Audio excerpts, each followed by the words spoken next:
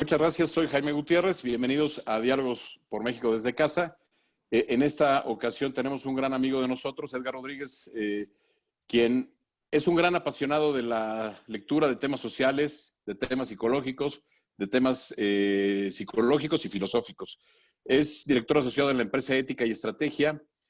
Tiene un gran programa, además se lo recomiendo mucho, con otro amigo, Armando Reigadas.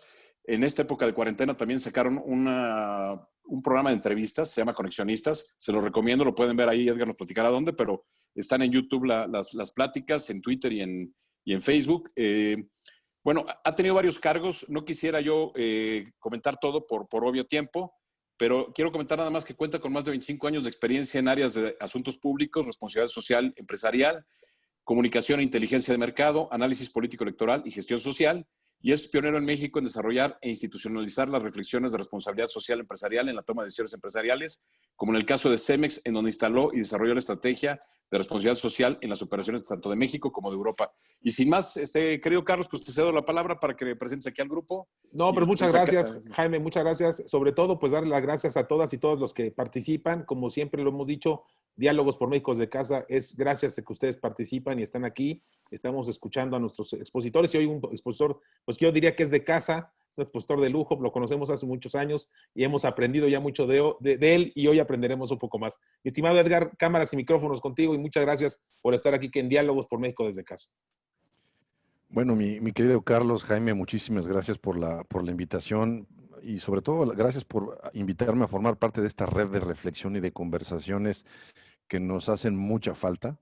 Yo creo que pocas veces se tienen estos ejercicios y que se salen de la queja, que se salen de la repetición de lugares comunes. Entonces, pues la verdad es un honor estar aquí con ustedes y poner un grano de arena para ver si logramos pues hacernos preguntas distintas, ¿no?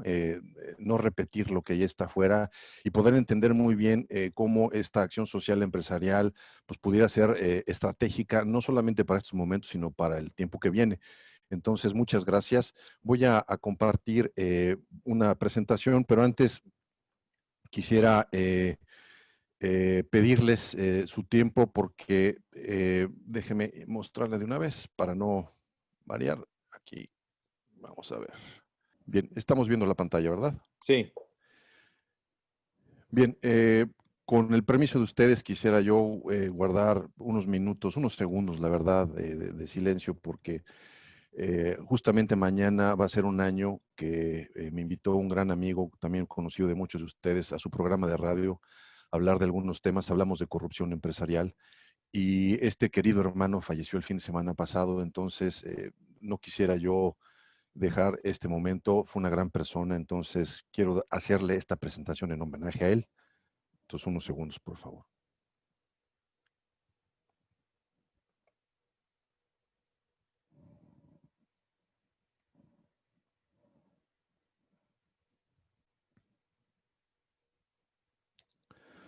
Muchas gracias. Abro con esta frase de Ortega y Gasset porque me parece que lo que yo quiero cambiar en esta conversación es sustituir la palabra de hombre por poner empresa. Y entonces hablar de el destino de la empresa se mide en función de las circunstancias que le toca vivir y sobre todo de lo que es la empresa.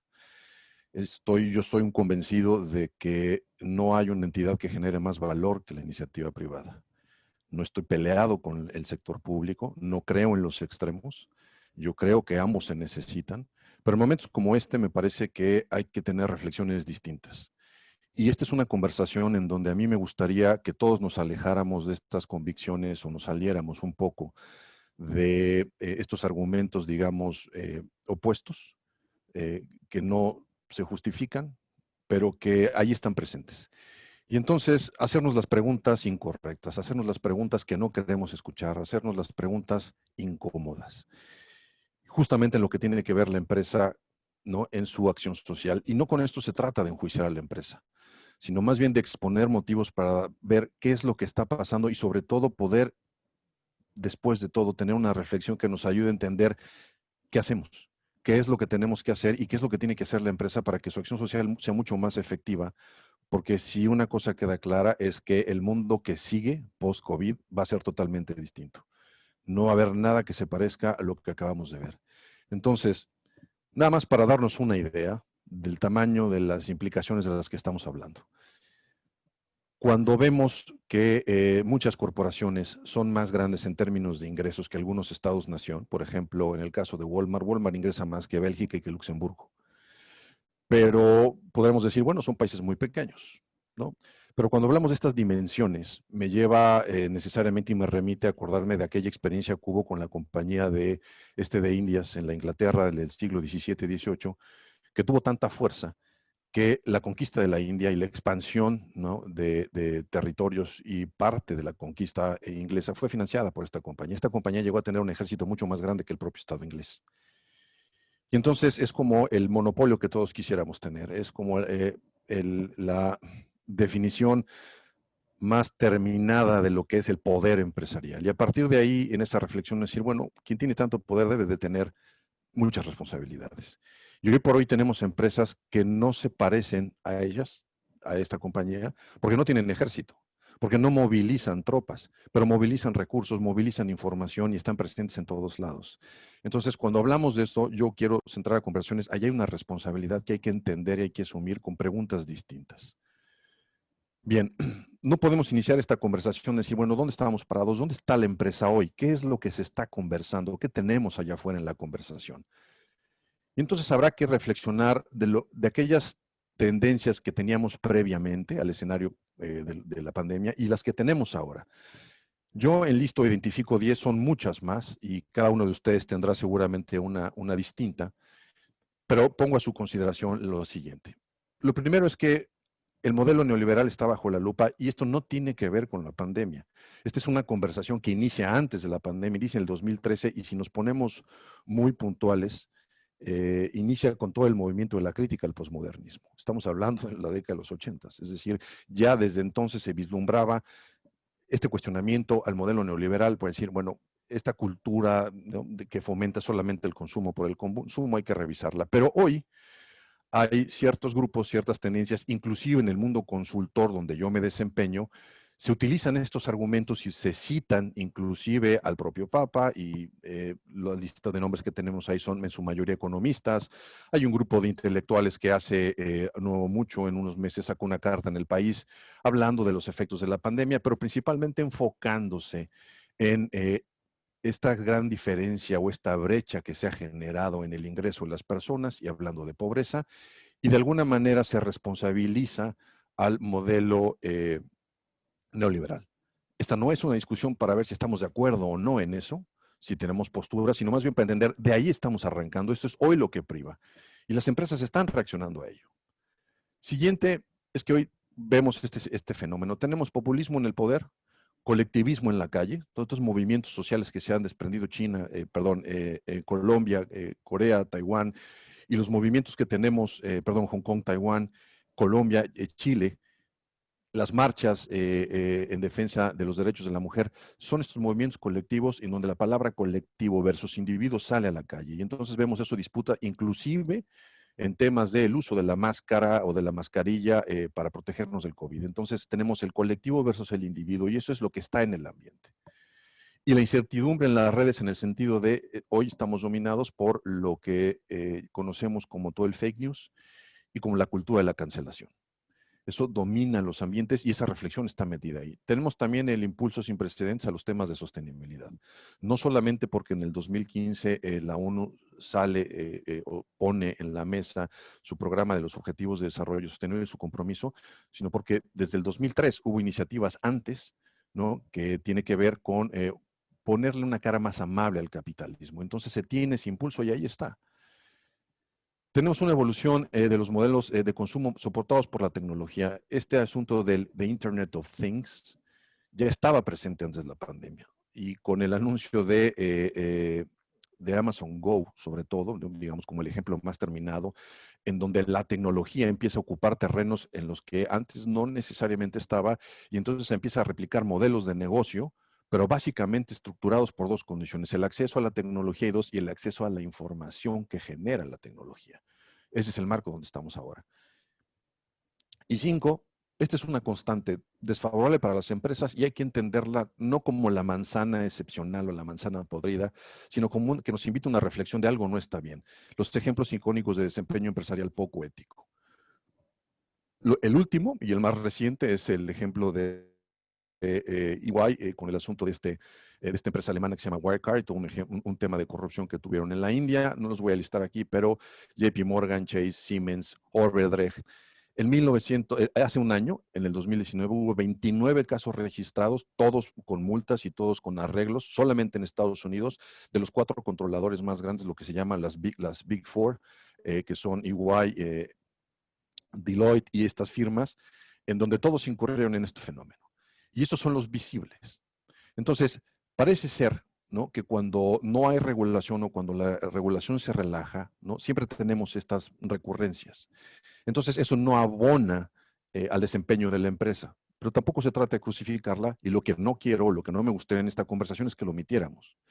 Porque en el ambiente hay esta conversación o está en este aire de, bueno, si vamos a sentar en el banquillo de los acusados a todo lo que resulte ser privado, entonces desconocemos los avances. Y me parece que hay muchos avances que hay que reconocer. Siguiente, pero ¿cuáles son las nuevas condiciones? Las nuevas condiciones, de acuerdo a lo que acaba de publicar la CEPAL, un nuevo artículo de The Economist de hace 2 semanas y un reporte de Banco Mundial, la pobreza extrema va a aumentar y ahora se van a incorporar nuevos pobres. Estamos hablando de 150 personas, 150 millones de individuos repartidos en su mayoría en África y algunas partes de Asia, pero indudablemente esto le va a pegar a México y le va a pegar a los países de América Latina. Lo preocupante es que tenemos antes personas que van a ingresar que antes no sabían o no se reconocían como pobres y que ahora sí van a estar. Si tomamos en cuenta los cálculos o los datos que ofreció Carlos Salazar del Consejo Coordinador Empresarial y los datos que están circulando en todos lados en términos de que la reactivación económica, la recuperación de la dinámica que teníamos en el 2018-2019, previo a la pandemia, la vamos a poder ver en el 2024. Entonces imagínense el tamaño de estos datos, porque este ente va a estar ahí. Este ente va a estar ahí afuera como vecino de la empresa, de la planta productiva. Vamos a tener las pymes que van a ser afectadas. Entonces no podemos soslayar este indicador. ¿Qué tenemos también? Tenemos más Estado, más gobierno en una atmósfera prorregulatoria. O sea, indudablemente lo que hemos visto es que esta intervención del Estado, de los gobiernos, exitosa o no, ha sido un reclamo y está presente. Y lo vamos a ver más adelante cómo inclusive se está replanteando la presencia de los bancos centrales como un organismo o como una entidad efectiva para poder controlar las crisis económicas. O sea, hace décadas que no se ponía esto en cuestión y hoy está pasando. Tenemos una revitalización de la agenda social empresarial, es decir, hay nuevas iniciativas. O sea, rápidamente hubo una reagrupación del sector empresarial, sobre todo de las pymes, es decir, no vamos a perder tiempo y vamos a tomar la iniciativa y hacer cosas. Eso está pasando en la agenda social empresarial.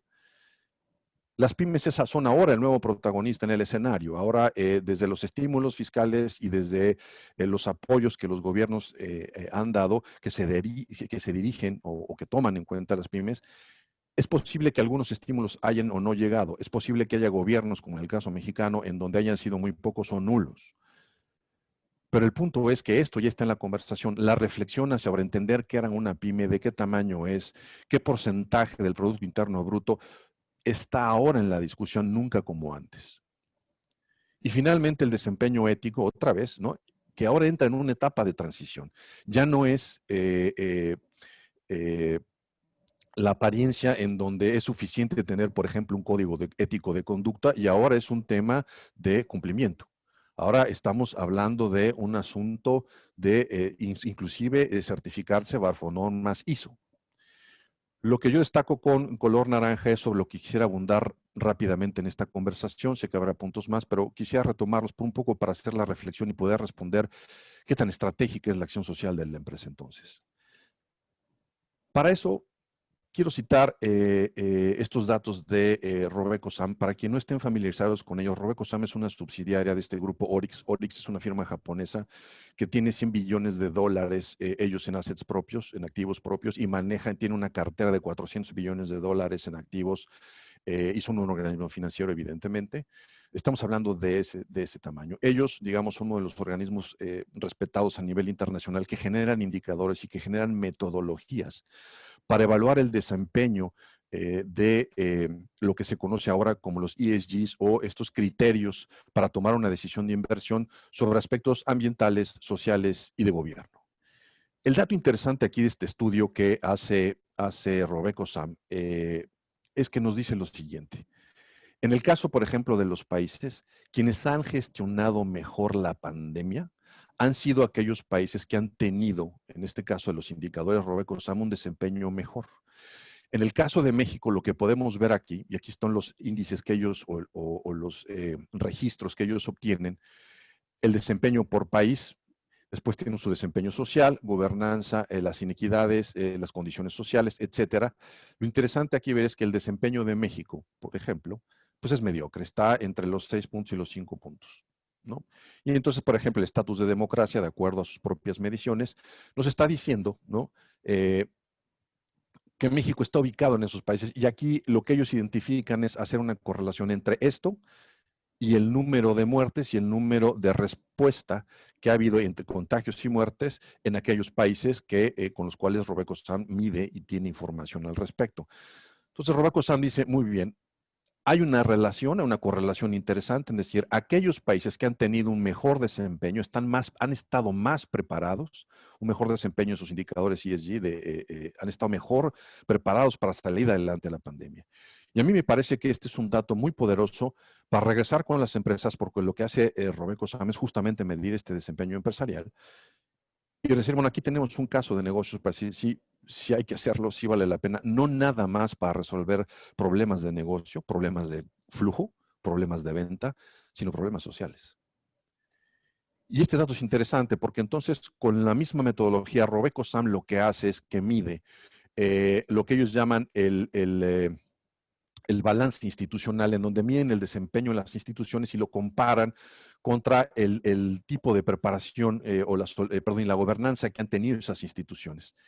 Y entonces ubican, de acuerdo otra vez con la respuesta a la pandemia, y México se encuentra por debajo, porque entonces lo que ellos dicen es, México probablemente ha tenido temas de gobernanza, es decir, existen algunos criterios, y cuando hablamos de instituciones, no solamente estamos hablando de instituciones de gobierno, y lo que dice Robeco-Sam es que esa solidez en términos de gobernanza está presente, es decir, hay algunas condiciones, pero las instituciones no son lo suficientemente sólidas. En pocas palabras, la práctica y la consistencia en el hacer no es suficiente y entonces México está categorizado de esta manera. Entonces, es otra manera de medir con estos indicadores y de mandar un mensaje para decir, a ver, si nosotros ordenamos la acción social empresarial en estos 3 indicadores, por supuesto, con toda la subjetividad que esto implica, porque se trata de sus propios indicadores y metodología, pero ese es un resultado. Y entonces, las conclusiones son las que me llaman la atención, porque Robeco-Sam dice, miren, aquí lo que importa es que el COVID lo que vino a hacer es mostrar las fracturas que hay en el entramado institucional de aquellos países que tienen o que muestran un desempeño por debajo, ¿no?, de los índices que nosotros manejamos en términos de estos indicadores. Y cuando hablan de entramado institucional, estamos hablando de instituciones estatales sólidas, de un sistema sólido de contrapesos. Y por favor, empecemos a pensar en México cada vez que tomemos esto. Una administración pública capaz, sólidos grupos de defensa, o sea, organismos sociales y de la sociedad civil sólidos, movilizados, independientes, con voz, y una sociedad civil participativa. Y en esa sociedad civil participativa, lo que yo quiero tomar aquí como reflexión es, esa sociedad desde el punto de vista empresarial es el ciudadano, es el cliente, es el empresario, porque ahí está metida la pyme, porque ahí está metida esa práctica empresarial. Entonces, lo que nos dice Robeco-Sam con esta información es este entramado institucional que se comporta así, donde también la iniciativa privada está metida, contribuye y tiene una responsabilidad en esto. No es un asunto nada más asunto gobierno. A mí lo que me gusta hacerme siempre las preguntas incómodas, es decir, por definición o por quizás método, cada vez que se me plantea algo, yo doy 2 pasos atrás y voy a ver cuál es la pregunta que me tengo que hacer aquí, cuál es la pregunta que no quiero que me hagan. Porque si no me la hago, alguien me la va a hacer y no me va a gustar, pero si no me la hago, no aprendo y no voy a entender las fronteras de mi propia acción. Entonces yo lo que voy a sugerir aquí es algunas preguntas que yo identifico como incómodas, que están, que la experiencia me ha dicho que son fenómenos que están ahí, pero que no encuentro que estén o que existan en ningún foro, ¿no? Digamos, abierto de reflexión en donde podamos entender y tener un intercambio. Si lo encuentro, por ejemplo, en las empresas, y me atreveré a decir, y me hago responsable de lo que voy a decir a continuación, que la mayoría de las empresas tienen esa sala de juntas donde ocurre lo que no ocurre, donde se discuten los posibles arreglos de mercado y arreglos de precios en algunos casos, donde se decide cómo se va a atacar al adversario o al competidor para que no entre en un mercado, donde se decide qué tipo de relaciones, digamos, cuestionables se van a establecer con los gobiernos en turno. Ese tipo de conversaciones no solamente existen y no solamente sabemos que existen a partir de Overdrecht. Desde que la empresa es empresa, y por eso inicié con mi conversación hablando de la compañía de Indias, existen. Y aquí, para no citar a los clásicos, estamos hablando de fenómenos de poder. Y donde hay poder, hay este tipo de actitudes. Entonces, ¿qué preguntas nos tenemos que hacer para entender finalmente cómo la agenda social empresarial puede hacer una diferencia?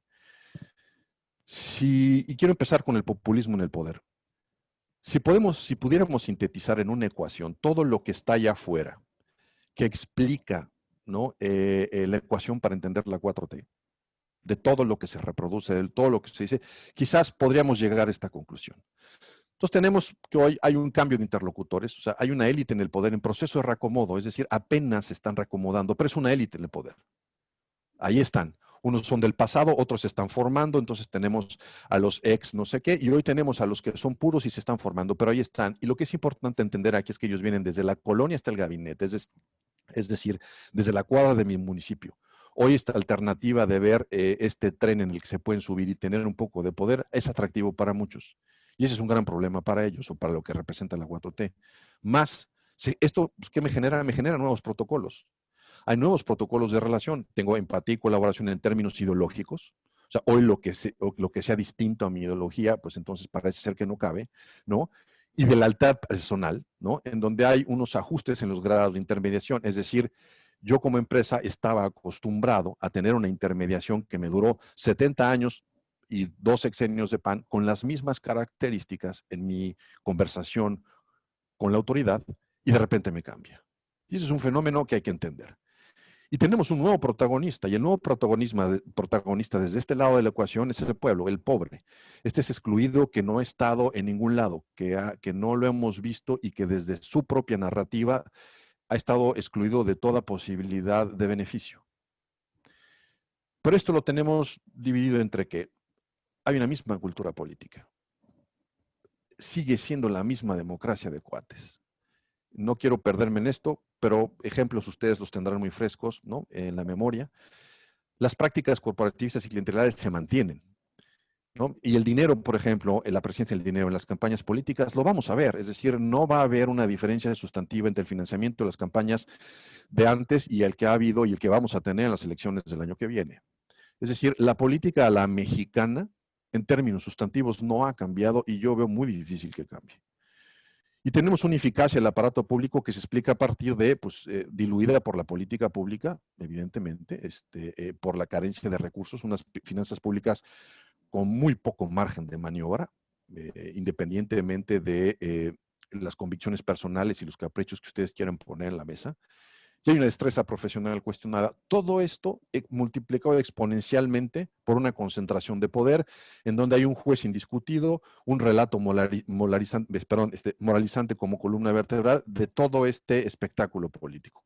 Eso es el nuevo régimen postneoliberal, en donde se resume una frase: aquello que no se alinea a la nueva narrativa puede ser excluido. Entonces, si el pobre estaba excluido, ahora yo voy a tener mis excluidos. Y mis excluidos son los periodistas que no me quieren, los fifís, lo que ustedes quieran. ¿Dónde está la diferencia sustantiva? Pero vamos a hacernos la pregunta incómoda. Si esto nos hace sentido, la pregunta que me gustaría que nos hiciéramos es, muy bien, ¿cuál es la diferencia sustantiva de esto con la práctica real empresarial? No con la práctica del reporte propagandístico empresarial o con el panfleto publicitario. Yo no quiero afirmar que es exactamente lo mismo, pero lo que sí quiero decir es que no es diametralmente diferente. Porque cuando hablamos de, por ejemplo, lo que no se alinea a mi narrativa está excluido. Yo no sé, y yo conozco el caso de varios ejecutivos, como se dice a nivel C-suite level, que por haber dicho algo en los medios distinto a lo que el dueño de la empresa opina, al día siguiente fueron despedidos. Fíjense ustedes en todos estos escenarios y en todos estos escenarios internacionales, nacionales, donde se discute los temas de la conversación de hoy, sociales de la empresa. ¿Qué es lo que tenemos? Tenemos beauty contest. Todas las empresas se presentan con nosotros para decirnos lo bien que lo han hecho siempre, lo maravilloso que están construyendo un mundo más verde, dadas sus actividades, los compromisos que tienen. Es muy difícil encontrar a alguien que en términos públicos tenga crítica constructiva y diga, no, nosotros no hacemos bien esto. Sí los hay, ¿eh? Y lo sabido, hace poco estuve presente en un foro muy interesante en la Universidad de Anáhuac, pero era un foro básicamente guiado por académicos. Entonces, así como que una diferencia sustantiva en términos de si no hablas como yo, estás fuera, no la hay. Entonces, no quiero recorrer esto aquí, pero ¿por qué me tengo que hacer esta pregunta? Porque en el momento de que consideremos, porque el poder público puede cambiar todo en nuestras instituciones, tiene la mano reguladora en su escritorio. Y entonces, si no me diferencio, pero si no entiendo exactamente dónde están esas diferencias y dónde puedo construir, perdón, pero vamos a trabajar en un ejercicio de simulación siempre. Hablemos del impulso a la agenda de sostenibilidad desde el 2015, cuando se ratifica este compromiso de los sectores de la sociedad con la Agenda 2030. Han pasado muchas cosas. Las empresas han hecho mucho labor. El capítulo México, la Red México de las Naciones Unidas, tiene un compromiso impresionante y empujado, y en esta semana se han estado desarrollando mesas de trabajo por cada uno de los 17 objetivos que plantea la agenda y trabajando en ello para poder aterrizar cosas. Es decir, sí ha habido un despliegue impresionante. Pero cuando revisamos la historia, cuando entendemos que este tipo de iniciativas nacen, básicamente encontramos su inicio desde el Club de Roma a finales de la década de los 70. Una de las grandes críticas que hay, no lo digo yo, pero es una crítica que hay, es que ninguna de las metas que se han propuesto se han cumplido. Ninguna. Estamos hablando de 50 años, ¿no?, de desarrollar este tipo de iniciativas y metas. Eso no significa que nos sirva, porque se han cambiado cosas, han cambiado marcos de referencia, se han incorporado otro tipo de acciones, claro que sí. Pero la meta como tal no necesariamente se consigue. Y entonces cuando uno atiende, si hacemos un ejercicio en leer todos los informes de responsabilidad social y de sustentabilidad de las empresas que lo reportan, si leemos eso, este es un mundo maravilloso. Vamos, cerremos esto, no tengamos esta conversación, todo está bien. La pregunta es, bueno, si todo está bien, ¿por qué no se han alcanzado las metas? Y en la experiencia que tengo encuentro que hay un tema de política interna que pesa más que cualquier otra cosa a la hora de introducir proyectos nuevos en las empresas. Las empresas nuevas tienen silos de poder al interior de ellas. No hablar de eso es normalizar una inexistencia o es simular una existencia de cosas que ocurren. Entonces, ¿en qué momento vamos a poder hablar de esta grilla interna de las empresas como un principal inhibidor de toda esta acción social? Porque todavía hay empresas, y cuando les digo todavía hay empresas, estoy hablando de una conversación que yo tuve en algunas mesas de organismos empresariales cúpula con algunos líderes de empresa, en donde lo que yo obtuve como respuesta es ni le muevas al avispero. Y estamos hablando de empresas de, entre comillas, clase mundial. O sea, ese es el tono de conversaciones. Entonces, hablemos en serio entonces, porque el compromiso está. Entonces me pregunto, bueno, entonces estamos trabajando nada más para la foto. La verdad es que no es así, pero vale la pena planteárselo. Miren, si hablamos nada más de equidad de género, porque una de las metas del Objetivo de Desarrollo Sostenible es el 5 y es equidad de género, tomando como ejemplo, según la clasificación de expansión, algunas de las 10 empresas más importantes, solamente hablando, no de lo que se reporta y de decir, miren, nosotros invertimos tanto en la equidad de género, capacitamos, sí. Tapizar de pósters la empresa diciendo que somos y que creemos en la equidad de género, es muy fácil hacerlo. Pero aquí hay estos indicadores que son los que yo quiero que veamos, que me interesa que ocurran en la empresa. Miren cómo están los equipos directivos con datos de sus últimos informes de sostenibilidad de cada una de las empresas. Este es el balance que existe. De repente como que no hace sentido. Pero si leemos el informe, hay muchísimo dinero en inversión. Entonces, entiendo que esto está apenas avanzando. Pero cuando vemos este tipo de indicadores, la pregunta que se hace es, bueno, ¿cuáles son las condiciones culturales que se está generando al interior de la empresa para facilitar que el cambio ocurra? Y me viene a la memoria una frase de una conversación que ustedes y que tuvimos aquí con Luis Carlos Ugalde, que me encantó su reflexión cuando él decía, hay que entender la democracia en cuando, ¿qué hacemos? Evidentemente no es un evento nada más de un asunto electoral. No es así de transaccional. La democracia hay que construirla en todos los espacios de nuestras vidas. Y la pregunta es, ¿qué estamos haciendo para construir condiciones democráticas?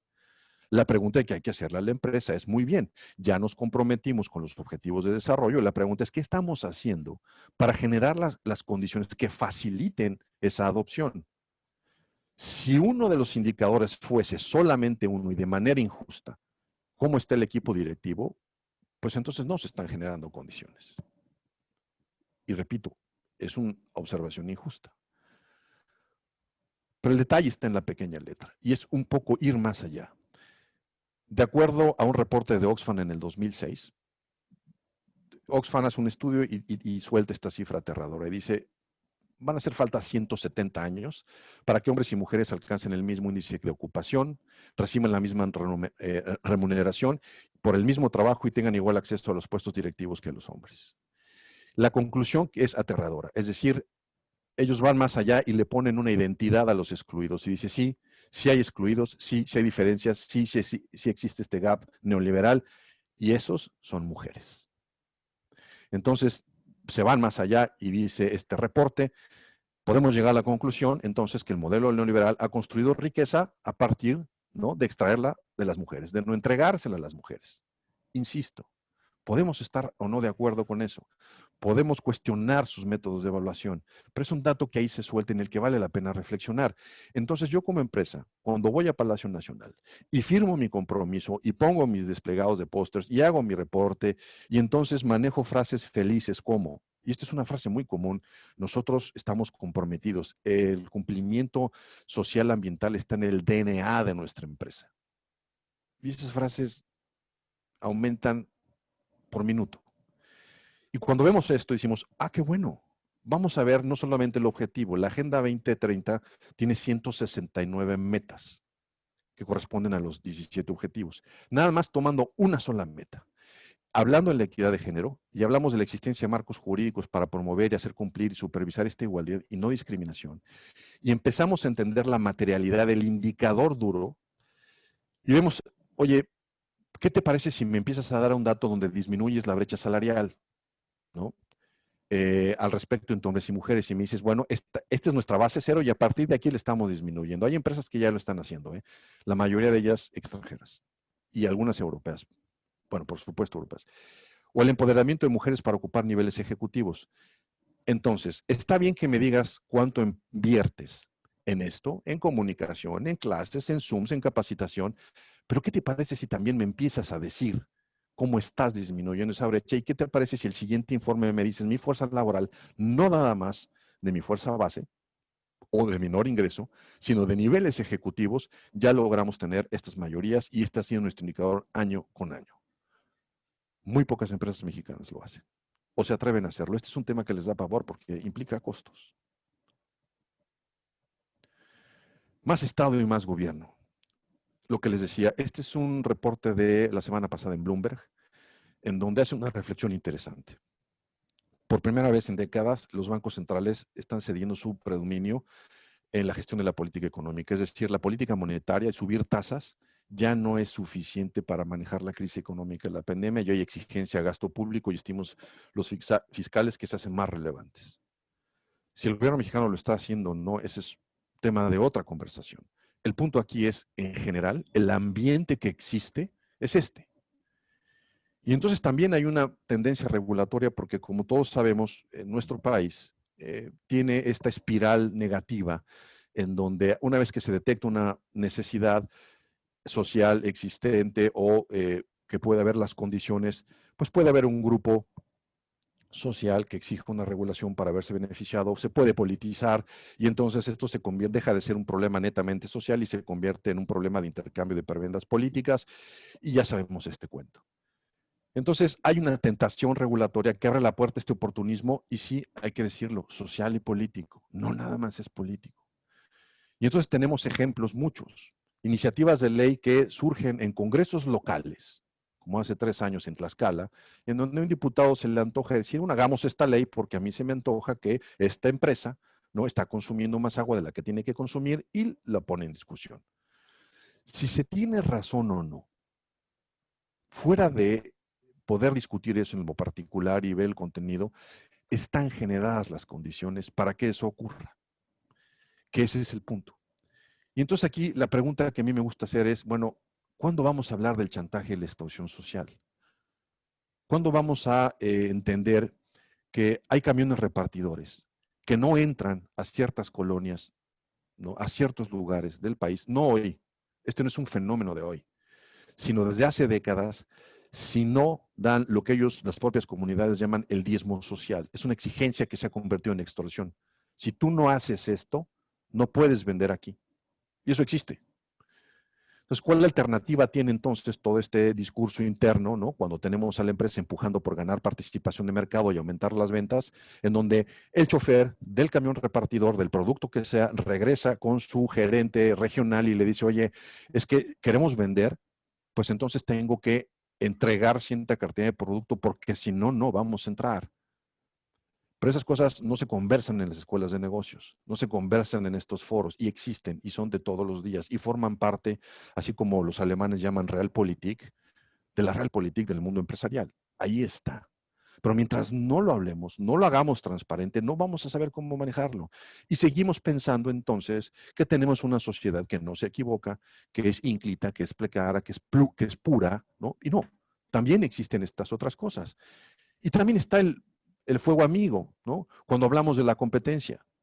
La experiencia nos dice que si queremos llamar la atención de nuestros jefes o como consultores del cliente potencial, hablemosles de dos cosas.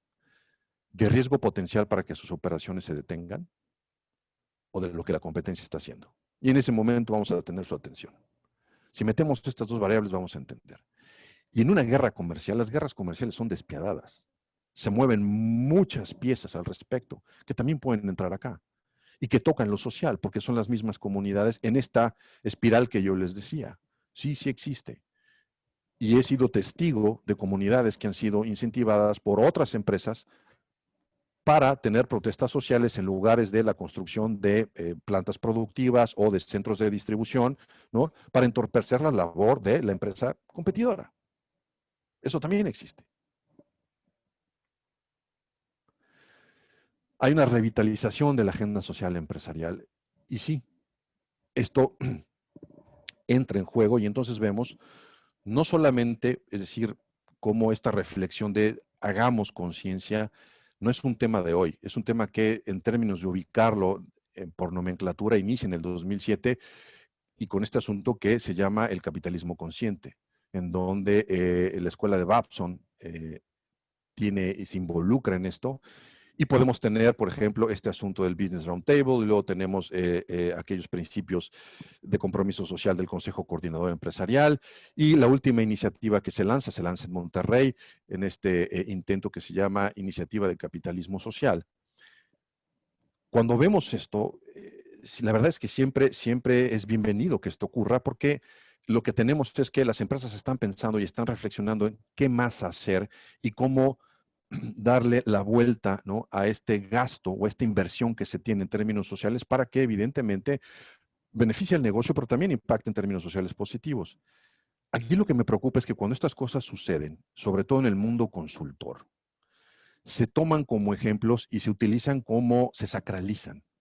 Entonces se utilizan como mantras. Es que fíjate lo que acaba de comentar el Business Roundtable.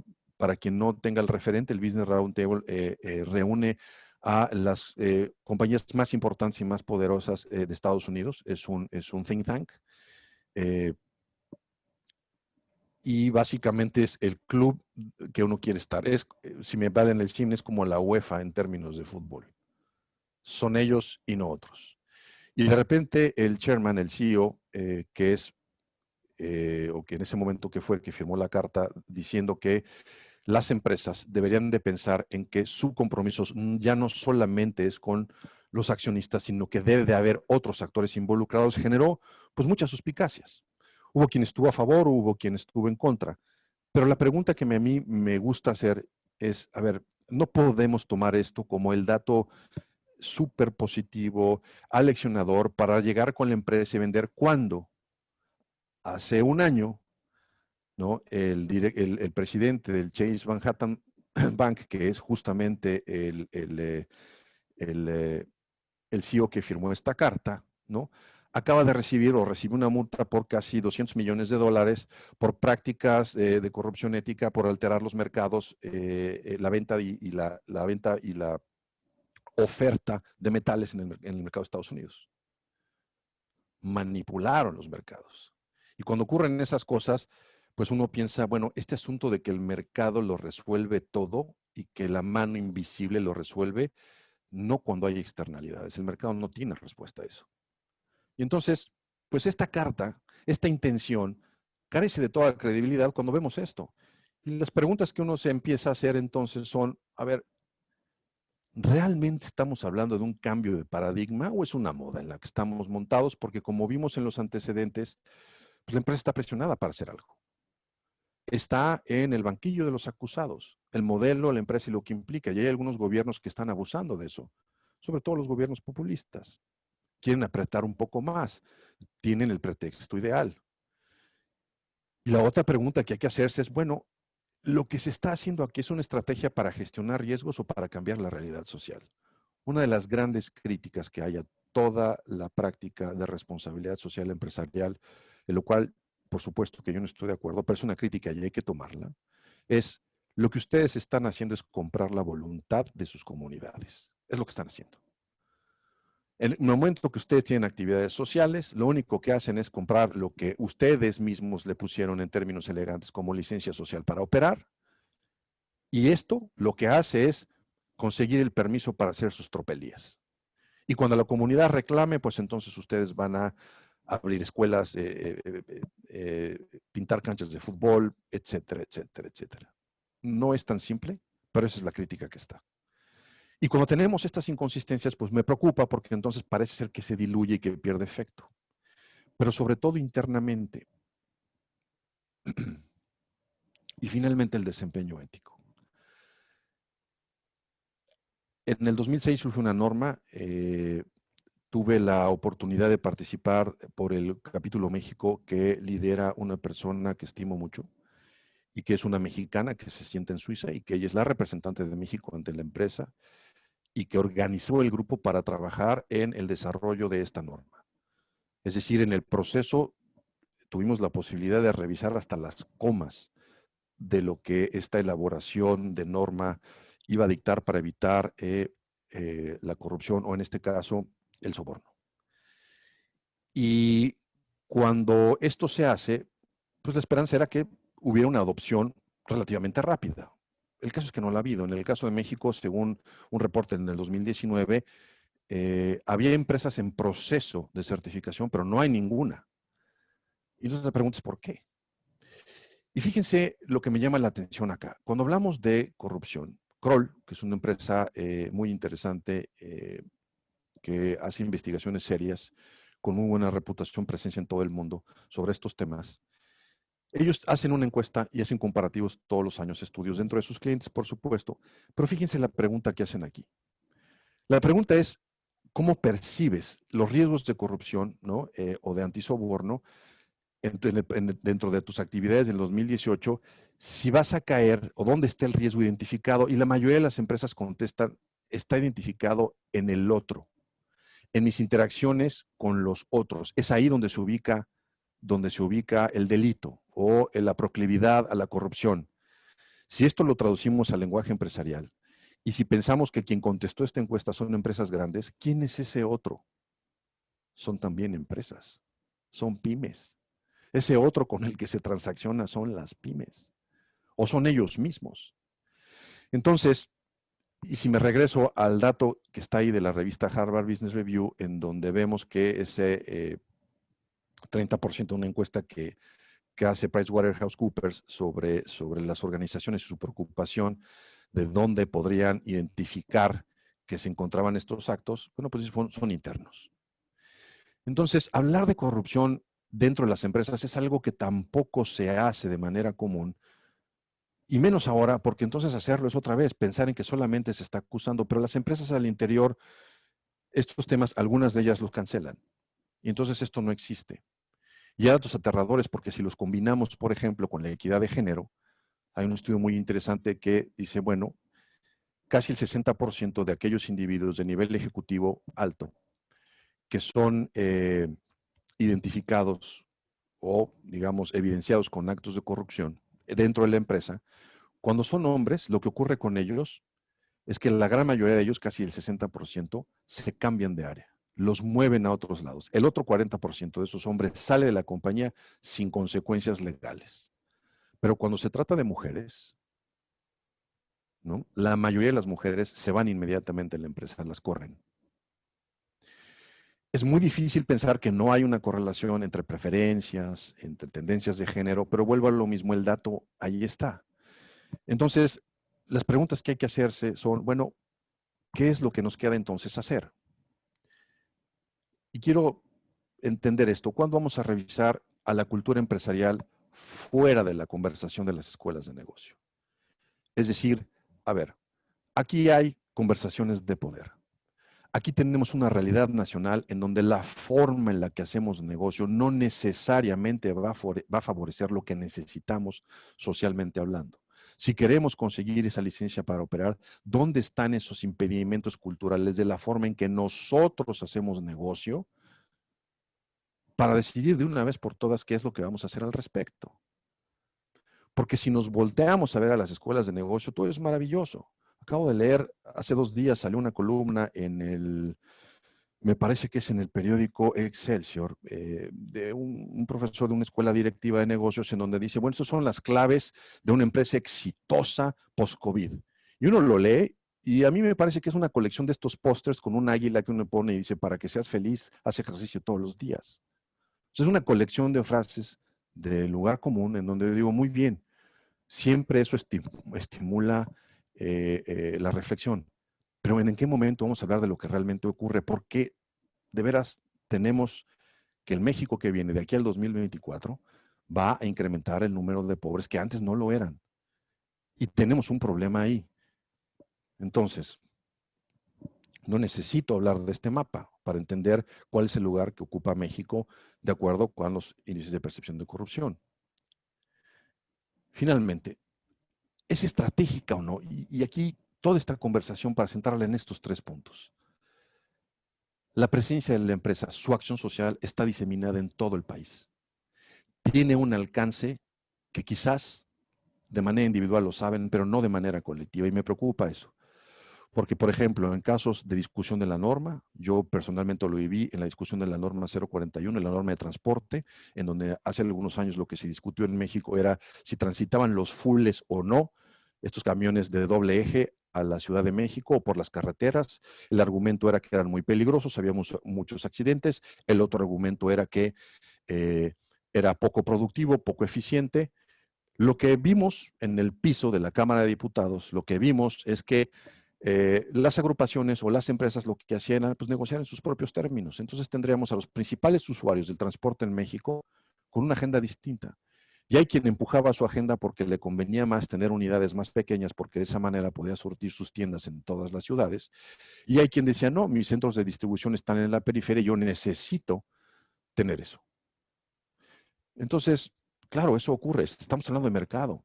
Pero cuando hablamos de temas sociales, y cuando pensamos que, por ejemplo, la ciudad de Querétaro concentra a todas las armadoras más importantes automotrices del país y extranjeras, y como vimos en los datos, Toyota tiene más ingresos que el Producto Interno Bruto de México y se encuentra en Querétaro. Entonces esto tiene una dimensión distinta.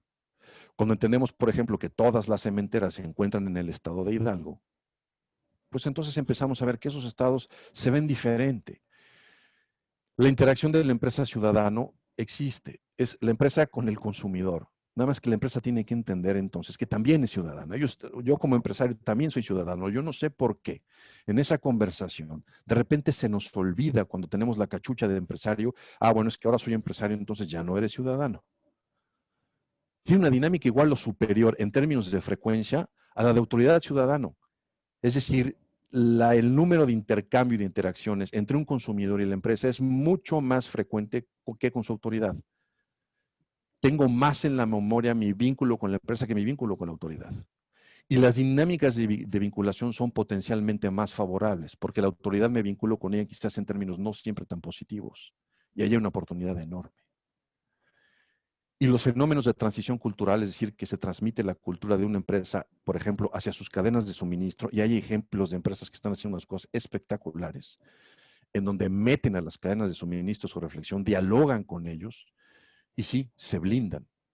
Y conozco el caso, por ejemplo, de algunos recolectores de basura en un proyecto que estuvimos participando hace algunos años, en donde uno de los principales procesadores de plástico, de desperdicio de plástico, es un individuo que lo dijo muy fácil. O sea, si tú quieres ir y hablar con los pepenadores de la zona del Valle de México para que te den plástico, no te lo van a dar, me lo van a dar a mí. Y no los tengo sobornados. Lo que hice fue desarrollarlos. Porque cuando ellos no eran nadie, yo invertí en desarrollar mi proveeduría y yo les di equipamiento, capacitación, etcétera, etcétera.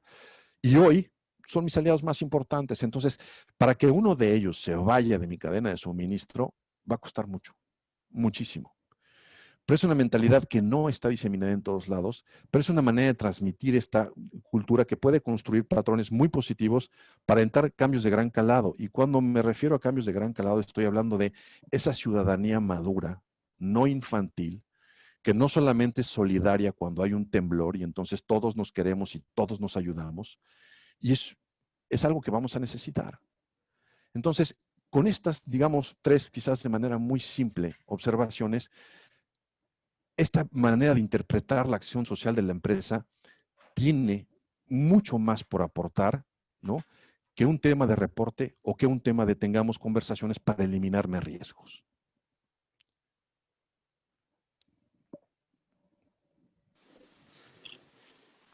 Querido Edgar, muchas gracias por tu tiempo, por lo que nos obsequias con esta gran plática. De verdad, estaba leyendo, perdón, los mensajes de buenos amigos que ahorita la hacemos. Hay algunas preguntas. Les diría, si alguien quiere hacer una pregunta, está abierto chat, o si levantar la mano ahí donde está chat, ahí dice levantar la mano para poderles dar la palabra. Pero si me permites, querido Edgar, bueno, pues empezar con las preguntas. Déjame... vamos con la primera, dice, ¿por qué le interesa a los empresarios y empresarias comprometerse con los objetivos de desarrollo sostenible? Te voy a hacer estas tres que están en línea y van más o menos en el mismo sentido. Primera, ¿por qué le interesa a empresarios y empresarias comprometerse con los objetivos de desarrollo sostenible? Dos, ¿dónde estarían esas posibilidades de negocio para las empresas que se impliquen con la Agenda 2030, en el tema de objetivo de desarrollo sostenible? ¿Y por dónde tendrían que empezar las empresas que decidan alinearse con los objetivos de desarrollo sostenible? ¿Cuál sería el primer paso?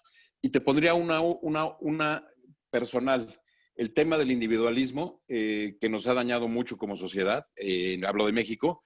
Platicábamos antes del programa el tema de esta película que está hoy de los dos Bills, los dos coaches más exitosos en la historia, bueno, de los más exitosos, los cuales no llevaban una buena relación, sin embargo, pusieron, siempre que iban hacia un objetivo común, dejaban sus diferencias de lado y lo ponían para lograr los objetivos. Si alguien no ha visto la película, se lo recomiendo verla. Esas serían las primeras, Edgar, y si quieres ahorita nos vamos por las que siguen.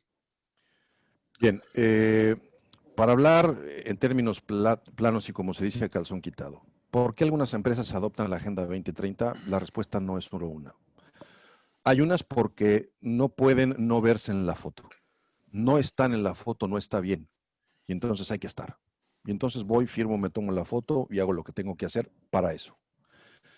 Segundo nivel de compromiso, porque hay empresas que ya entendieron que en la manera que incluyan conversaciones con sus comunidades inmediatas, su operación se blinda. Y entonces la Agenda 2030 es un vehículo que les permite de una manera más ordenada, de una manera, digamos, con indicadores más claros, con acciones más propositivas, lograr esa parte. Y solamente el interés es A mí me interesa quitarme riesgos de encima, regulatorios, presiones sociales, lo que ustedes quieran. Y el tercero son aquellas empresas con visión de futuro, que son las menos, en donde dicen, yo lo que tengo enfrente a mi vecino es mi consumidor. Y entienden esta nueva conciencia que se está generando, en donde están sembrando a futuro porque entienden que el futuro se construye hoy.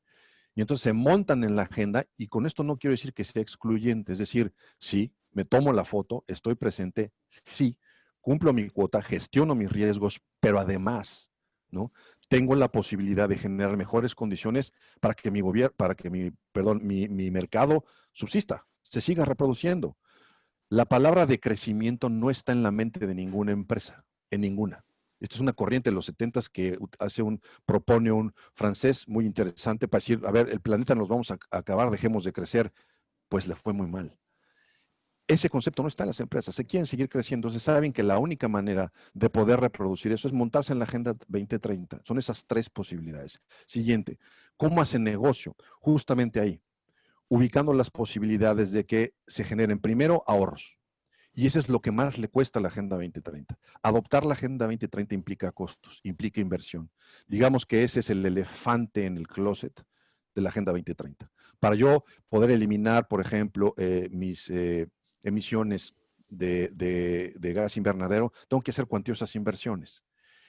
Y entonces no se netea dentro del tiempo que yo estimo para recuperar esa inversión, y eso es lo que pone en entredicho, ¿no? algunas decisiones. Pero la tecnología avanza y eso empieza a mejorar y se empiezan a hacer mucho más asequibles.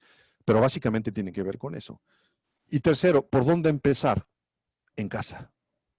Consistencia pura. ¿Dónde empezar con la Agenda 2030? En casa. Y aquí hay una diferencia muy importante entre las pymes con quienes hemos estado en contacto y las grandes empresas. Las pymes que son manejadas por, digamos, millennials o gente más cercana a los millennials, personas que tienen 35, casi 40 años, no tienen problema con esto. Están comprometidos, no tienen ningún problema en comprometerse personalmente. Son empresas más chicas, por supuesto, son empresas más ágiles, ¿no? Pero son empresas que entendieron también que hay un otro que tiene que integrar.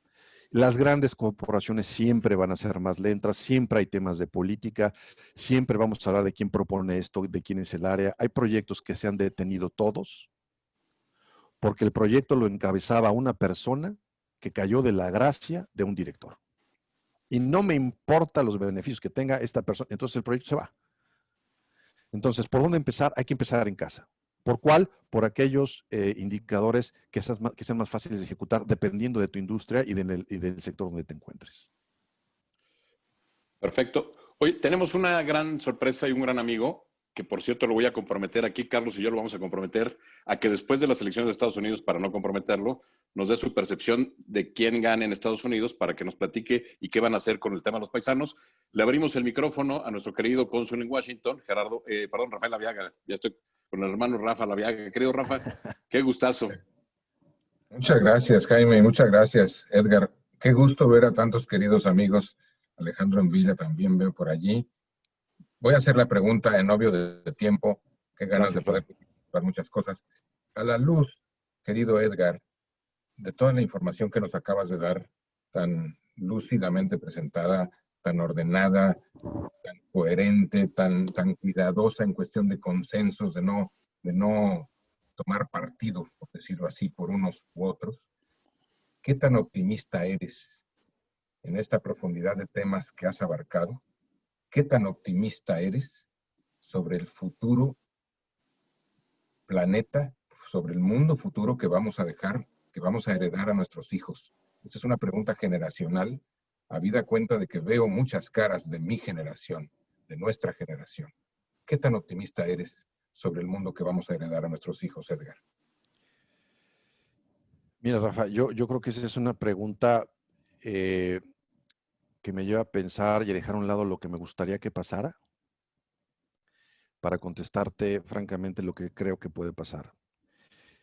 Desafortunadamente, las decisiones de las organizaciones, el mecanismo disparador es la amenaza. Y son muy pocas las instituciones que toman una decisión planeadora en términos de evitar la amenaza en el futuro. y lo que motiva las condiciones, sobre todo cuando hay recursos limitados, es yo voy a decidir a favor de algo si solo si la amenaza está tocando la puerta. ¿Qué te quiero decir con eso? Existe la posibilidad de que haya un futuro mejor, sí, sí existe, pero va a haber costos. Es decir, sí se van a pagar costos porque va a haber cosas que no se van a poder recuperar. ¿Qué va a pasar? Pues lo que ocurre primero, es decir, si el cambio climático está empujando una agenda en donde ya no se va a contener un aspecto de la naturaleza, hasta entonces se va a reaccionar. La pregunta que yo me haría es si vamos a tener tiempo, tecnología y sobre todo dinero disponible para revertirlo. Mi opinión es que la respuesta es que no. Va a haber un costo que pagar. No va a ser un escenario fatal, pero va a haber un costo que pagar. ¿Por qué? Por eso. Y porque en este escenario de condiciones, digamos, con recursos ilimitados, digamos que ese es el driver que la historia de la humanidad nos ha enseñado, que las decisiones se orientan desafortunadamente así, Rafa. Es mi opinión. Perfecto, Edgar. Luis Sánchez, si vas preparándote, nada más quiero hacer una pregunta antes que tenemos aquí en el chat. Ahorita continuamos. Nada más les recuerdo, en obvio del tiempo, abreviar las preguntas. Dice, a mediados del pasado mes de septiembre, el senador Germán Martínez Cázares, perteneciente al grupo parlamentario de Morena, presentó una iniciativa de ley para crear la Ley General de Responsabilidades Empresarial y Debida Diligencia Corporativa. ¿Por qué hacer una ley sobre responsabilidad social? Preguntan, ¿y qué medida contempla esta iniciativa para una ley de responsabilidad social empresarial? Mira, la interpretación pues está sujeta a análisis y a cualquier cantidad de especulaciones. Y podemos, digamos, jugar la baraja. Una de ellas es que eso sea una herramienta de intercambio para la presión, específicamente, que sabemos que no va a pasar nada y queremos, como les comentaba, en este ambiente proclive hoy a mayores regulaciones, hacerlo. Pero hay un fondo que no quisiera descartar independientemente de la intencionalidad política que pudiera tener esto. El gran problema que enfrenta la Organización de las Naciones Unidas y todos estos tipos de indicadores es que todos son voluntarios, todos. Y entonces esto se hace en la medida que yo pueda, que tenga recursos, que tenga tiempo, que tenga ganas. Al no haber una obligatoriedad, entonces se dejan cosas muy por fuera. Y el problema es la credibilidad, ¿no? Porque entonces cuando pensamos en esto, bueno, ¿y quién va a cuidar al policía entonces? Porque no hay una garantía de que la parte reguladora haga la parte que le toca hacer. Y esto nos lleva a una discusión, ¿no? Que se monta en quizás otra discusión más profunda. Hoy lo que tenemos en la discusión pública es el regreso del estado del bienestar.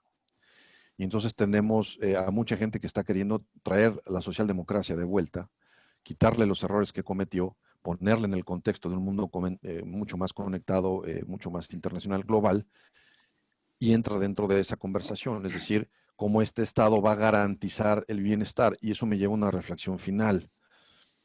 Quizás lo que yo vería del lado de la empresa es, si ese es un ejemplo de una iniciativa que independientemente de la intencionalidad política y control que pudiera tener, en el lado negativo y en el lado positivo de meter un factor de obligatoriedad mínima, la pregunta que yo me haría es, dentro de las empresas es, ¿por qué no nos sentamos las empresas a pensar cuál va a ser nuestro rol en la generación de un nuevo pacto social? En donde el pacto social ya no nada más es de la sociedad con el Estado, porque somos parte de la sociedad y entonces una participación mucho más proactiva, ¿no? Perfecto. Querido Luis Sánchez, adelante, te escuchamos. Nada más te pido la brevedad porque ya estamos llegando casi al final. Claro, muy breve, pues primero que nada saludarte, Edgar. Hace tiempo no te veo, más que aquí a través de estos ejercicios tan buenos e importantes. Voy al tema. Me parece que, bueno, tu presentación magnífica. Creo que haces un planteamiento pues muy ordenado, pero atrevido también, que nos hace de veras reflexionar respecto al papel de las empresas en esta sociedad como estamos actualmente. Pero creo que con lo que dijiste hace un momento, necesitamos como un nuevo pacto social, pero el pacto social viene, creo yo, viene el tema desde como tomar conciencia de dónde estamos parados, de que no nada más soy yo, o mi empresa, o mi gobierno, o mi partido, sino somos todos, voy a decir. Sé que suena romántico o ilusorio quizás, pero creo que como están las condiciones en el mundo, necesitamos ir hacia vernos que somos todos, ¿no? Entonces mi pregunta es, ¿cómo generamos algo de eso, no? ¿Cómo generamos algo de esa conciencia que tú hablaste de mujeres, por ejemplo, pues que yo sea incluyente en mi casa con mis mujeres, ¿verdad? Hijas, esposas, etcétera, o que yo sé que es un proceso, tampoco se puede cambiar de instantáneo, ¿no? Pero creo que todo lo que dijiste va que tenemos que tomar conciencia de ser mejores personas, gobiernos, empresas, compartir y bueno, actuar con generosidad. Pero bueno, creo que mi pregunta es en ese sentido de la conciencia. ¿Hay algo que hayas reflexionado que podamos hacer al respecto? Yo creo que sí, Luis, gracias muchísimo. Cuando en un proyecto que platicamos con la gente de Pacto Mundial México y que se utilizó acá Intra Nuevo León como prueba piloto, Pacto Mundial México hizo esta reflexión y decía, a ver, sí sabemos, en un ejercicio de autocrítica pocas veces visto para mi gusto en las instituciones. Sí, la agenda se firma, todos están ahí, pero todos nos quedamos en el show. Quiero saber exactamente lo que está pasando. Y regresamos a una propuesta y les construimos un índice que le denominamos índice de madurez, que era si las empresas están generando las condiciones para que esto ocurra. Porque una cosa es que yo diga, como tú dices, de manera romántica, hagámoslo, pensemos en el otro, y otra cosa es que yo no genere las condiciones para que ocurra. Y aquí me voy al caso Wells Fargo. El fenómeno de corrupción de Wells Fargo es un antiejemplo que ilustra muy bien esto. Como ustedes sabrán, Wells Fargo, su fenómeno de corrupción fue que encontraron que las cuentas de apertura de sucursales estaban infladas porque encontraron que hubo empleados que llegaron a duplicar y a inventar cuentas y de repente esto ocurre porque la gente en mi caso, a mí me pasó, me hablan y gracias por abrir una cuenta, yo no he abierto ninguna cuenta. Esto se hace un escándalo internacional y entonces Wells Fargo reconoce, pero lo que no se preguntaron es que su cultura empresarial generó esas condiciones, porque cuando la exigencia, cuando el indicador de éxito era la apertura de sucursales, mi desempeño, mi bono, mi ingreso, mi prestigio iba a estar medido sí, solo si yo hacía eso, pues entonces las condiciones estaban dadas. ¿Qué quiero decir con esto, Luis? Preguntémonos cómo nosotros generamos las condiciones para el cambio, para el que sea. Con un grupo de compañeros que tengo, tuvimos una plática muy rica, la verdad, sobre, muy bien, ¿con quién estamos platicando que sea diferente a nosotros? Para salirnos de estas conversaciones en el ombligo, de la queja, de mira lo mal que está. ¿Cuántas veces detenemos un meme porque no aporta absolutamente nada a la conversación y lo único que hace es burlarse de una situación en donde ni me vas a convencer de lo contrario, no me vas a adoctrinar de nada, no me estás dando información? Pero nuestra omisión genera esas condiciones. Entonces, la pregunta aquí es sí se puede, Luis, y el tema es, ¿qué hago yo para generar condiciones distintas? Y ese es el primer paso de toma de conciencia. ¿Qué estoy haciendo yo? Como tú dices, mis mujeres, muy bien, hoy me voy a levantar y son esos pequeños detalles en donde ¿cómo estoy generando yo las condiciones en mi casa? Porque si tú mañana te pones una camiseta y dices, soy el papá más feminista del mundo, y tomas decisiones, pues, que no van de acuerdo con eso, perdón, pero podrás tener la camiseta puesta, pero tus actos dicen otra cosa, no estás generando esas condiciones. Entonces, es eso, es qué condiciones genero yo como individuo, después cómo me las llevo a la empresa, ¿no? Para que esto ocurra con una constante, va a llevar tiempo. Perfecto, Edgar. Déjame, entramos ya a la última parte. Tenemos a Eduardo Centeno, pero antes de Eduardo, nada más quisiera leer dos comentarios. Uno de Leticia Gámez, dice, gracias por tan interesante conferencia, Edgar. Felicidades. Saludos de parte de Jorge y Leticia. Dice Mario, ¿en dónde está la conversación de los inversionistas? ¿Qué rol están o no jugando a través de incentivar que sus gerentes, directores y directores gestionen el negocio hacia una u otra dirección? Abrimos el micrófono a Eduardo, si quieres de una vez, Eduardo, para que ya cierre Edgar con esas tres preguntas. Una felicitación, una pregunta y la tuya. ¿Me escuchas, Eduardo? Perfecto, muchas gracias, Jaime. Edgar, buenas tardes, gracias por tu plática. Fíjate que uno de los temas que he venido viendo y entendiendo que el factor de la mujer, más allá de la equidad de género, sino ya más metido en la parte del liderazgo, está siendo un factor de cambio. Ayer, por ejemplo, la participación de Lili Telles en el Senado llamó mucho la atención de pues, gente que verdaderamente dijo, ella externó la preocupación de todos nosotros cuando ningún hombre finalmente ha externado lo que en sí la población estamos percibiendo, ¿no? O buena parte de la población estamos percibiendo. Esto lleva a la reflexión. Sí se está buscando una equidad de género, pero esta parte del liderazgo la estamos promoviendo para que esa parte que finalmente el hombre pues, está limitado en términos incluso por genética para tomar ciertas decisiones, ¿no? Ellas pues llevan un rol dentro de la casa, por ejemplo, que el hombre no puede llevar.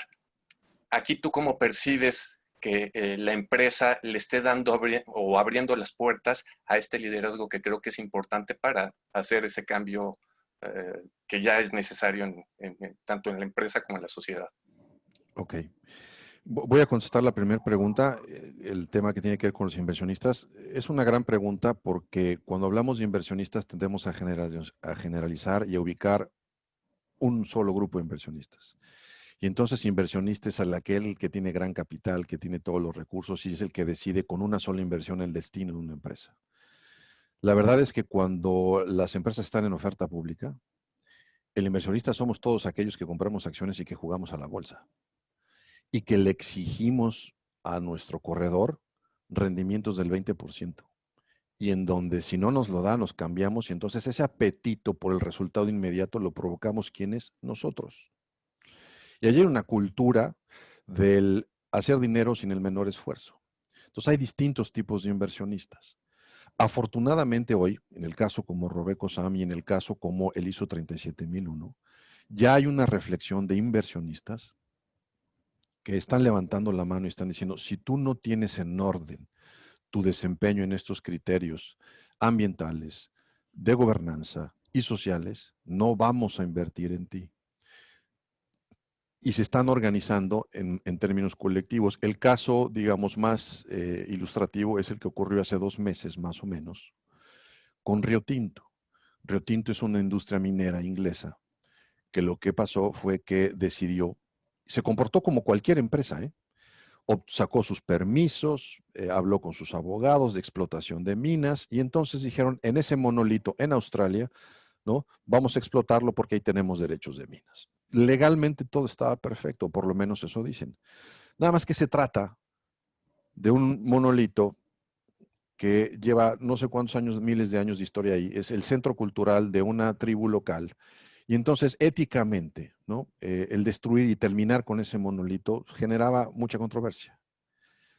¿Quién presionó para que el CEO de Rio Tinto y varios de sus directores que apoyaron esa decisión renunciaran por la presión pública? No fue un grupo militante con alguna inclinación política que salió a la calle. No. Fue un grupo de inversionistas que se organizó y dijimos, esto no lo vamos a tolerar. No hubo un componente ético en tu desempeño y presionaron hasta que lograron la renuncia. Eso lo empezamos a ver ya. Por eso es importante entender este fenómeno que también está evolucionando. Y por otro lado tenemos dentro de estas calificadoras y justamente lo que hace el formato Robeco San, Standard & Poor's, hay otros en donde empiezan, el Dow Jones, por ejemplo, en donde empiezan ya a evaluar esto. Y entonces el inversionista es, aquí están los rendimientos de las empresas que sí cumplen versus las que no cumplen. Empieza a ver este movimiento y empieza a crecer. Y ya estamos hablando de billones de dólares que todavía siguen siendo insuficientes, ¿no? El reto que tiene el inversionista es, por ejemplo, en el caso de la industria petroquímica, es decir, si tú quieres que yo cumpla la reducción de emisiones de gases de acuerdo a la Agenda 2030, perfecto, yo paro toda la industria, pero todos los préstamos que tengo otorgados a las empresas que se comprometieron a desarrollar esta industria para justamente la extracción, pues yo no sé quién me los va a pagar. Estamos hablando de trillones de dólares. Es ahí, cuando hablamos de números, en donde esta agenda deja de ser tan amable, lo que no significa que no deje uno de luchar. Entonces el inversionista se comporta y tiene varios rostros, pero ya está tomando cartas en el asunto, ya exige este tipo de cosas. No es la mayoría de manera definitiva. Ya tu pregunta, Lalo. No sé si estoy de acuerdo contigo en que hay roles predeterminados por la naturaleza, digamos, y por estas condiciones, yo tiendo a pensar diferente. Mi posición al respecto es otra. Y entonces no creo que haya una predestinación en donde el hogar se atiende mejor por cuestiones de género. Pero tu pregunta concentrada básicamente en temas de la empresa, vamos a ver nada más las posibilidades de intercambio que hay en la medida que vamos escalando en los niveles organizacionales.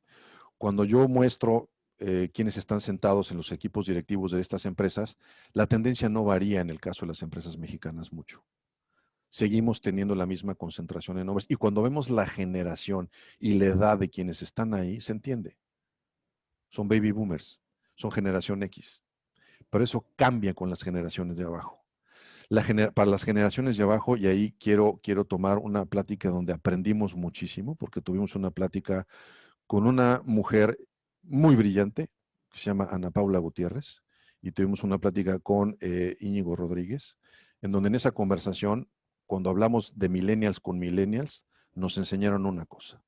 La diferencia que hay de ellos con nosotros es que ellos sí se preocupan por el otro, lo tienen en el radar. Y eso a mí me regresa la esperanza. Y para ellos, ¿no? El tema de que, a ver, no importa si eres mujer o hombre, vamos, entras, no es un issue, es decir, no lo piensan. No hay un cálculo para ver si te cedo el derecho y si hago algo por ti. Y en esas mismas conversaciones, por algo vamos a tener que empezar. Entonces, para responder puntualmente a tu pregunta, en el caso mexicano, con las empresas familiares que tenemos, la empresa mexicana es principalmente familiar, es muy lento lo que se empieza a observar, muy lento. ¿Qué tiene que hacer la empresa? Abrir los espacios, abrir los espacios, abrir las conversaciones, dejar esas participaciones, ¿no? Cuando el Consejo Coordinador Empresarial saca su decálogo, pues veamos quiénes integran el equipo directivo del Consejo Coordinador Empresarial. Yo no estoy diciendo que no haya competencia, al revés, sobra la competencia ahí. No hay una mujer reportando directamente, o no la había. Entonces son esas partes de consistencia en donde el hábito nos gana. Abre los espacios. Es lo que hay que hacer, abrir los espacios. Perfecto, Edgar. Oye, tengo aquí nada más, con esta cerraría, perdón, es que estaba en la parte privada y no lo había visto. Dice Phil Spongy, dice, oye, hablar de un nuevo pacto social me hace pensar en la tentativa del New Green Deal y el libro de Jeremy Rifkin. La cuestión es si habrá de ser liderado por un cambio de gobierno en los Estados Unidos, según tu opinión. Mi planteamiento es que hay que salirnos de la costumbre. Es decir, si esperamos a que lo lidere alguien, el New Green Deal, bueno, pues, y el cual, que además me recuerdas con esto cuando sale esta carta del Business Roundtable, lo primero que hace la senadora Nancy Pelosi se voltea y le dice al CEO del Business Roundtable, sí, con que quieres abrirla y ahora te preocupan los demás, pues yo te propongo que todas las empresas incluyan en su board a sindicatos. Y entonces tengas la voz del sindicato hablando, participando en el board. Digo, si te interesa, si vamos a ser serios. Digo, la respuesta la sabemos, ¿no? Entonces, la figura desafortunadamente que pueda adquirir este nuevo pacto va a tener que pasar por la política. No hay de otra. Pero aquí la pregunta que yo me haría es, independientemente de lo que la parte o el brazo político pueda empujar, la pregunta que yo me gustaría hacerme, asumiéndome como empresario, es ¿cuál es el rol, no que queremos, sino que debemos de tener ante nuestra nueva realidad? Y vuelvo a citar a Ortega y Gasset, por eso empecé por ahí. Estas son las nuevas circunstancias. Este discurso de al mí no me corresponde ya no cabe. La realidad nos está exigiendo otro tipo de comportamiento. Y estas reflexiones son reflexiones que están en nosotros, los generación X. Los de abajo, afortunadamente, no se hacen esas preguntas. Dicen, ¿qué hay que hacer? Se remangan las manos y lo hacen. Entonces, sí, va a tener que pasar por una figura politizada. Sí, México no es líder en eso y en muchas cosas en nada. Nuestros empresarios mexicanos adolecen de eso. Asistí a una conferencia muy interesante, autocrítica de unos empresarios, en donde un analista le dijo a empresarios muy importantes de Nuevo León, les dijo, a ver, sí queremos aprovechar y subirnos en la ola del nuevo Tratado de Comercio. Sí. Es vergonzoso que la única ventaja competitiva que podamos ofrecer en términos reales sea que de este lado de la frontera le pagamos menos al trabajador. Así es. Pues Edgar, pues muchas gracias de verdad por tu plática. De verdad, muy agradecidos por esta hora que nos obsequiaste. Y bueno, quiero empezar, además de darte las gracias, Gracias a seguro ustedes. que Hugo Contreras se sentiría muy satisfecho, ¿no? Porque le hayas dedicado esta plática a él, compañero de nosotros. Sé que tú como Alejandro Envila son muy cercanos o más cercanos que nosotros. Por favor, extiéndale las más sinceras condolencias a su esposa y a sus hijos. Gracias. Y bueno, y a todas las familias que desafortunadamente en esta temporada han perdido algún ser querido o cercano, también nos unimos ahí a sus condolencias. Por otro lado, Edgar, quiero comentarle aquí a la gente que nos está viendo hoy, a nuestros amigos y amigas que nos ven hoy, que en esta cuarentena hemos visto 3 ejercicios, Diálogos por México desde casa. Hemos visto el ejercicio que está haciendo Julio Di Vela. ¿Tú quién eres? ¿Tú cómo estás, perdón? Que por cierto, Julio estará aquí con nosotros el día 11 de noviembre. Y el ejercicio que está haciendo Edgar con Armando Reigadas. Si también nos invitas, por favor, Edgar, en dónde podemos ver estos conexionistas y si nos dejas ya un mensaje final para darle la palabra a Carlos para cerrar ya la plática. Muchas gracias. Bueno, tenemos un podcast que ahora sacamos con video que se llama Conexionistas. Lo que buscamos es darle voz a la persona que tiene experiencia en términos profesionales y que normalmente no encuentra espacios porque no carece de los elementos distintivos que, entre comillas, todos desafortunadamente reconocemos, ¿no? Si no eres hijo de, exfuncionario de, o si no tienes maestrías en, entonces parece ser que tu voz no importa. Y la verdad es que encontramos mucho talento y ahora estamos conectando justamente con millennials para entender en una plática de tú a tú lo que nos tienen que decir. Entonces, esto lo conduzco, lo diseño con un gran amigo que se llama Armando Reigadas. Nos encuentran en Conexionistas México en YouTube y también nos encuentran en Conexionistas. Estamos en Spotify, entonces ahí estamos. Y la reflexión final que yo les quiero dejar es: atrevámonos siempre a hacernos preguntas distintas, a dar 2 pasos atrás y cuestionar lo que se supone que se nos ha dado como dado. Si entonces estamos en contra de eso, ¿por qué? Si creemos que la sociedad es, ¿por qué? Y hagamos esa pregunta incómoda para tratar de tener una reflexión distinta, porque si no lo hacemos así, perdón, pero vamos a diseñar más de lo mismo con otra cara. Nada más. Pues muchas gracias, Edgar, de verdad, muchas gracias. Un abrazo a toda la familia allá en Houston. Muchas gracias de verdad por tu tiempo. Siempre es un gusto escucharte. Y bueno, Carlos, por favor, si Muchas nos gracias. cierras la plática, con el gusto de siempre, Carlos. Muchas gracias, mi estimado Jaime. Edgar, la verdad es que fascinante tu plática. Recuerdo estas comidas que teníamos ahí en la universidad, que platicabas, nos enseñabas, y otra vez nuevamente nos estás haciendo pensar fuera de la caja, y creo que es una invitación para todas y todos nuestros amigos que pensemos diferente, hagamos estas preguntas diferentes y actuemos, ¿no? Porque también hay que actuar y hay que movilizarnos. Tenemos una responsabilidad muy fuerte con nuestro país, y yo creo que pues lo que nos dices, ya hay espacios muy reducidos, no está tan fácil, está cada día más complicado, pero juntos y unidos creo que lo podemos hacer. Agradecerte mucho, mi estimado Edgar, esperarte, sé que eres un miembro aquí de la familia de Diálogos por México desde casa, muchas veces nos has acompañado y bueno, las puertas siguen abiertas para otra posibilidad, y agradecerles a todas y a todos los que nos acompañan. La verdad es que sin ustedes esto no sería pues realidad, y pues más bien pues invitarlos a los próximos que estén conectados, que sigamos unidos, que sigamos empujando, y bueno, hay que trabajar por México. Y muchas gracias, Edgar. Te mandamos un aplauso desde lejos, y esperamos que nos podamos ver todos próximamente ya juntos, y les dejamos un poquito de música como es la tradicional. Muchas gracias a todas y todos, que tengan una muy buena semana y mucho éxito.